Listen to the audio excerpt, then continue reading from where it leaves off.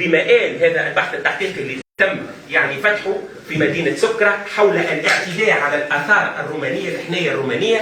ولذا أنا أطالب من هذا المنبر السيدة وزيرة الثقافة بمدنى وبفتح إعادة فتح ملف الاعتداء على الحنية الرومانية بمدينة سكرة. هذيك راهو تاريخنا، هذا اعتداء على تراث، اعتداء على يعني مكسب تاريخي لن نسمح به، ما لازمش نقعد ساكتين امام هذا الاعتداء. كذلك هناك احد الباحثين العقاريين في مدينه سكرة اللي بنى كومبليتمون على الاثار، والملف يعني محل بحث منذ سنه 2013. السيد بني 9 بلوك، تسعة يعني عمارات، يعني تصوروا 9 بلوك في مدينه في منطقه يعني كلها اثار. وهذا باش عرفناه احنا وقت اللي بنى البنيه نتاعو الاولى، البلوك الاولانيين، جاء وحط قدام كل بلوك قدس نتاع الاثار الرومانيه، الحنايه الرومانيه، حطها قدامه، كسر الاحجار نتاع الحنايه الرومانيه.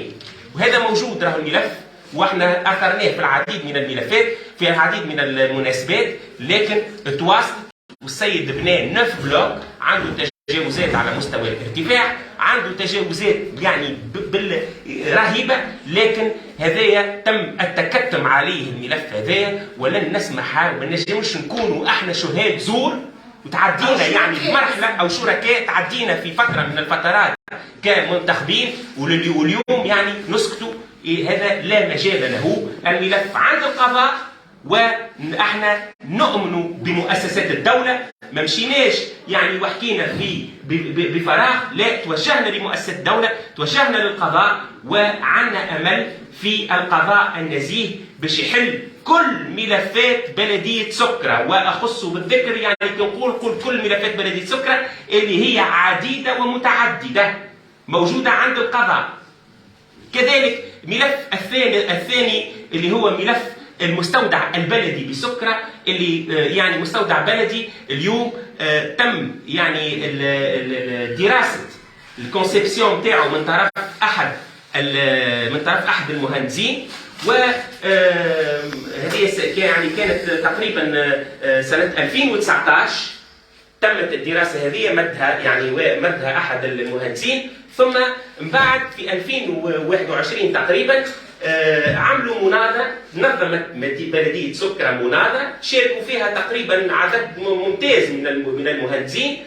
وكومبارازا عاود طاحت الصفقة نتاع الكونسيبسيون والدراسة نتاع المستودع البلدي عند السيد اللي قام يعني بالدراسة سنة 2019. علاش؟ على خاطر السيد وقت اللي قدم الدراسة في 2019 حطوا له يعني كيلك ريزيرف البلدية، بعثوا له مراسلة قالوا له راه لازم تبدل هذا وتبدل هذا. سكيفي وقت اللي جات المناظرة اللي تم تنظيمها من طرف بلدية سكرة، السيد قدم الملف حاضر يعني حاضر من كل سير مزير فوالا. ولذا زاد ملف المساندي هذايا زاد ملف حار. ولما ملف 23 مليار اليوم احد الباحثين العقاريين قدم قضيه ضد بلديه سكرة وربح القضيه 23 مليار حكمت له المحكمه ضد بلديه سكرة. والى يومنا هذا لم يتم استئناف الحكم. وقاعده انا نولي نقول هنا المجلس اللي جاي بعدنا احنا باش يلقى روحه يعني مساعد في 23 مليار من اللي يدخل من هذا اللي يدخل.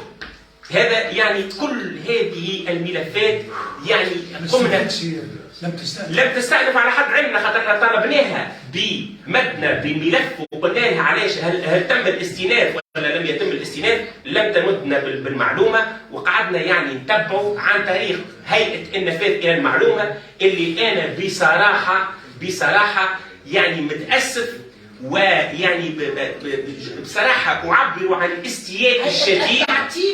استيائي الشديد من عمل هذه تولي تجاوبوا رئيس البلديه، يبعث لي المراسله تاع رئيس البلديه ونقعدوا 5 ايام، انت عندك الحق باش ترد ال5 ايام، وبعد يعبر الملف كومبليتمون. ولم نتحصل الى يومنا هذا العديد من الملفات اللي قد تفيد المعلومه، لكن قاعده كلها في الرفوف المعلومه. هذا يعني من بين الاشكاليات اللي تعرضنا لهم في اطار المده النيابيه نتاعنا. بصراحه يعني محبطين. علاش؟ على خاطر العديد من الملفات قاعدة في الرفوف ولم يتم التطرق لها. احنا الملفات راهو اليوم موجودة عندنا، خلينا ديكوبي عندنا، واحنا على ذمة كل مؤسسة من مؤسسات الدولة تطلبنا في ملف احنا مستعدين باش نمدوها بالملف. الجهات الأمنية أو القضائية مهما تكون الجهة اللي تمثل مؤسسة الدولة، وذلك في إطار إيماننا بمؤسسة الدولة. احنا ما عطيناش الملفات تحت الطاولة، مديناهم لمؤسسات الدولة خاطر نؤمن بمؤسسات الدولة. هذا عديد من الملفات على ذكر. أنا سامحني وقت اللي يتبنى ومعناها وتتهدم الحناية لهنا، سامحني وين هي مؤسسة الدولة؟ فماش هنا حالة لا دولة وقتها. أنا أعيب شديد يعني عندي يعني بصراحة استياء كبير على خاطر هذا تنقلت وزيرة الثقافة على عين المكان، وإلى يومنا هذا حتى صار من عدل وما تمش محاسبة كل من أجرم. هذاك إجرام في حق المواطن التونسي، إجرام في حق تاريخنا وتاريخ أجدادنا.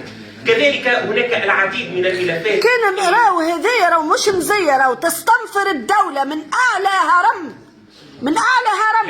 هذايا حذايا تاريخ شعب ماهيش مزية. راهو حرك الوزيرة تاع الثقافة ونقعدوا معناها نستناو حتى سي وزير الثقافة وحتى سي الوزير الفلاني والوزير العلاني، واحنا معناها شو معناها اللي صار؟ جريمة الدولة هذه اللي صارت. الدولة فعلا هذه جريمة الدولة، وهذا اللي طالبنا به في العديد من المنابر الإعلامية.